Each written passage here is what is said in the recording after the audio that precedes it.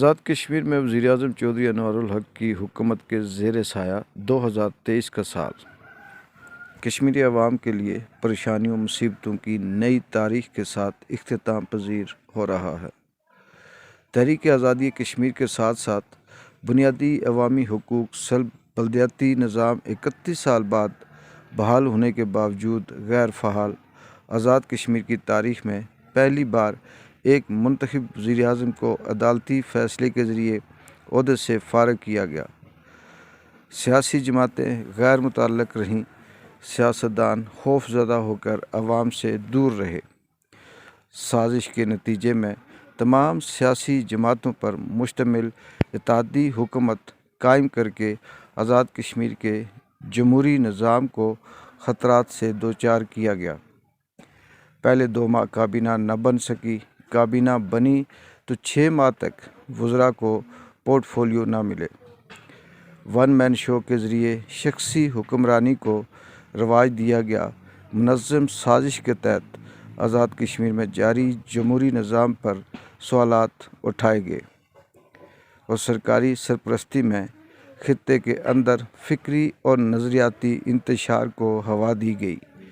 پاکستان گریز سوچ کو پروان چڑھایا گیا۔ آٹے اور بجلی کی قیمتیں اوپر نیچے کر کے حکومت پاکستان کو بلیک میل کرنے کی کوشش کی گئی۔ آزاد کشمیر میں 76 سال میں پہلی بار نظریہ ہلاک پاکستان اور تحریک آزادی کشمیر کے حوالے سے لوگ مایوس اور نا امید نظر آئے۔ سال 2023 کا سورج ترقی اور خوشحالی کی امید کے ساتھ طلوع ہوا، مگر خطے کے سکہ بند سازشی عناصر نے منتخب حکومت کو مفلوج کرنے کے لیے پہلے وفاقی حکومت سے فنڈ رکوائے اور پھر قانون ساز اسمبلی کا اجلاس لمبے عرصے تک بغیر کسی بزنس کے چلا کر رشوہ دانیوں کی بنیاد رکھی۔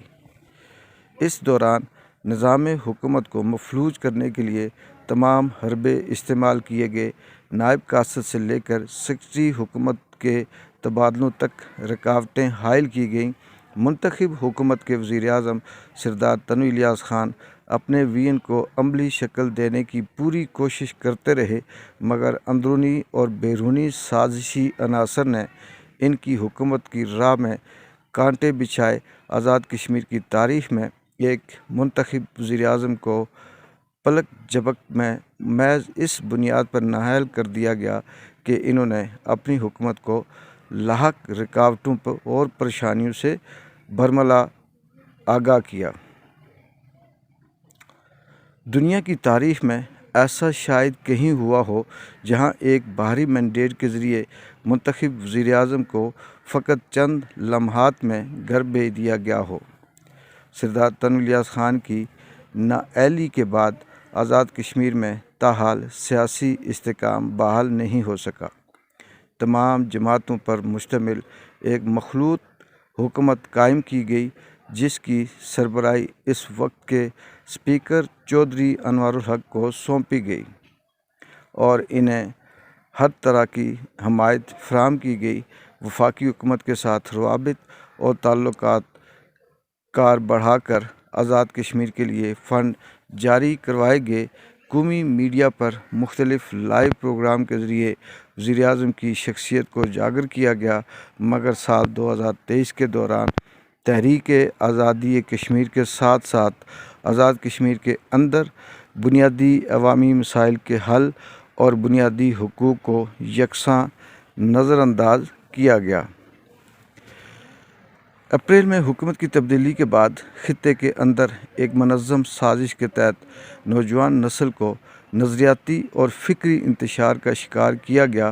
خطے میں وفاقی حکومت کی جانب سے ملنے والی آٹے اور بجلی پر سبسڈی بلا جواز ختم کر کے ایک ایشو پیدا کیا گیا، جس پر آزاد کشمیر بھر میں شدید رد عمل سامنے آیا۔ مخلوط حکومت چلانے کے لیے ابتدائی طور پر صرف 2 وزیر بنائے گئے اور دیگر کابینہ کا معاملہ التوا میں رکھا گیا۔ دباؤ بڑھنے پر کابینہ میں توسیع تو کر دی گئی، مگر 6 ماہ تک ان وزراء کے محکمے الاٹ نہیں ہوئے۔